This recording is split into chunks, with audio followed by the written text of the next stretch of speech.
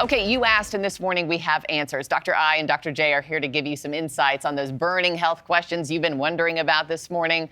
Good morning to both of you. What a pleasure to have both of you in studio. It's always a pleasure.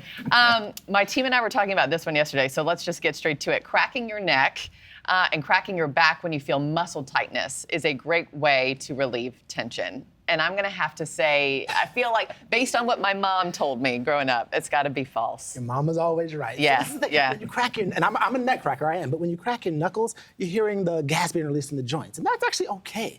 When you're cracking your neck or your back, you're doing it because of tension, right? And so the areas that are cracking are actually more hypermobile. And so those aren't the areas where you're feeling the tension. They can make more tension in those areas where you're feeling the tension. So it can make it worse, actually. Okay, but debunk this. My mom also said when you crack your knuckles, it makes your knuckles bigger. Your mom's a liar. No, it's not. That's not true. No, okay. Next one, using hair and nail growth supplements can increase your risk of suffering a heart attack. False. False? I don't know. That's actually false, but it's not as crazy as it sounds. So this is the deal. When you take these hair and nail growth supplements, they have a lot of biotin.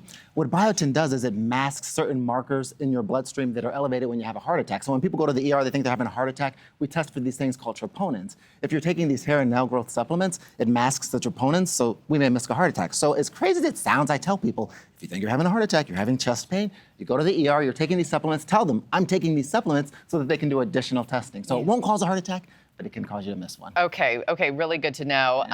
Especially, I'm in postpartum, 6 months later, I'm taking the supplements. for hair loss, I've been taking some Nutrafol to help kind of combat that right now. Tons of biotin, Let's talk about meal timing. True or false? To keep weight and blood sugar normal, night shift workers should stick to normal day shift eating patterns like breakfast before indulging into lunch. True? That's actually true. That's true. So it is well known that people that work night shifts tend to have more obesity, hypertension, heart disease, diabetes, all of that stuff. And it's not related to when you eat. It's more your circadian rhythms, which are thrown off, right?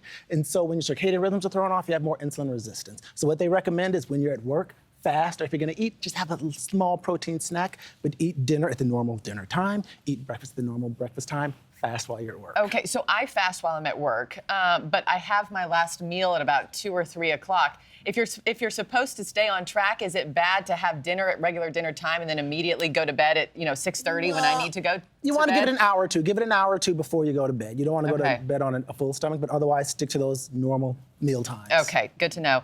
Cutting the amount of sugar kids eat in the first 3 years of life increases their risk for diabetes as an adult. Cutting the false. False, yeah. You cut sugar, you're not going to see much diabetes. And so it's actually really interesting. They did the study that found that when you cut kids' sugar intake during the first 3 years of life, including that first almost year in utero, you decrease their risk for diabetes and high blood pressure by 35 and 20% respectively. And the thought is that you're basically priming their brains for what they'll crave later in life. But also when you eat a lot of sugar, you actually turn off certain genes that are health promoting. You turn on certain genes that aren't health promoting. And so you see the higher risk of diabetes and high blood pressure and all kinds of things. And so they say for the sugar intake for kids and pregnant women, when they're feeding their kids, less than 10% of the calories should come from added sugars, which is tough. And didn't that report just drop? It's been like a week. It's been like a week. I'm like, where was that? I know. A year ago. It would have just guilted you. It seems like that would have come out a while ago.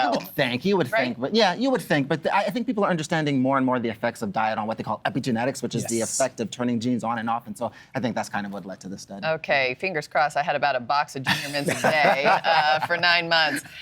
Let's also talk about Starbucks, because I know 'tis the season for all things like the holiday-themed drinks that everybody loves.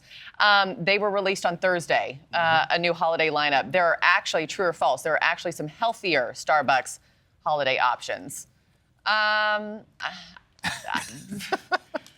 False? That's kind of true, kind of false. So if you take them as is, for the most part, they're not that healthy, right? So there's this gingerbread latte, which I love gingerbread. It sounds divine to me. I love gingerbread. It's so warming. And here's some gingerbread. Tina! Oh my gosh, our producer of all things fun and fabulous, Tina, with the delivery. Okay, thank you. How many calories of added sugar do you think are in this, Marky?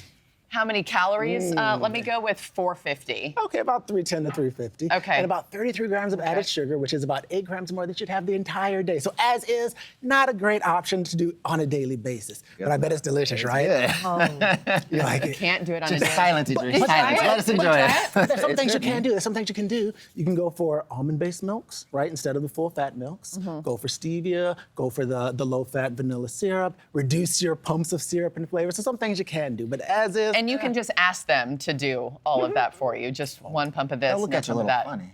but Yeah, they'll but do. then what's the fun in that? exactly. though? This is the Yeah. enjoy the coffee. Hey, cheers, guys. Cheers, Thank you for indeed. being with me this morning. And cheers to y'all at home. This is really good. Y'all got to go check this out. Okay, we're going to squeeze in a really quick break. We'll meet you right on the other side. Yum. Gingerbread. Do you like pumpkin spice latte? too? I'm more of a sweet potato kind of guy, but I go